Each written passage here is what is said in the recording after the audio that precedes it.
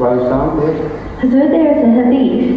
Ibn Umar relates, I had a wife whom I loved and my father disliked her. He asked me to divorce her, which I refused. When we mentioned the matter to the Holy Prophet, and he said to me, you had better divorce her. Could you please explain this hadith? Because I feel that these were in a very weak position. It in fact started from Hazrat Abraham.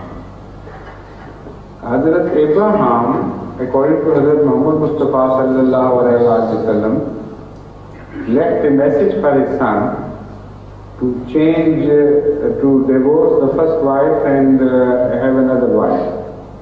And the message was symbolically left, so the wife, who was in fact the bearer of message, couldn't understand that message. And the reason was her being irreligious and of its moral standard, which was much below the expected standard of the house of a prophet. So these were the two reasons why he told his son to change the wife.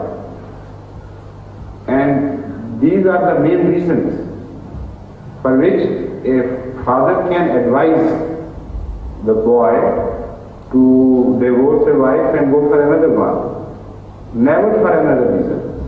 This is in fact the only reason. And Hazrat Muhammad Mustafa sallallahu alaihi wasallam himself has explained that when you go for the choice of a wife, always go for deen. If there is a clash in deen, then it's not just the husband and wife which are affected, but the whole future generation can be destroyed.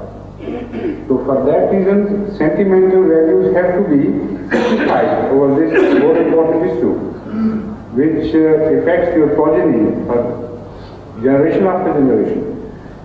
So that is the reason why Abraham did, that is the reason why Hazrat sallallahu alaihi wasallam must have advised the son to abide by the father's advice. Because he knew that person and maybe his wife as well. And he knew also the father who advised his son to do that. And having that knowledge which is not available to us, the conclusion drawn by Hazrat sallallahu alaihi wasallam could not have been based on anything else. So my conclusion is based on the Prophet's behavior and the Prophet's teaching. Because of that, keeping that background in mind, I am very certain that that must have been the reason and no other reason why Hazrat sallallahu alaihi wasallam told that son to abide by the father's advice.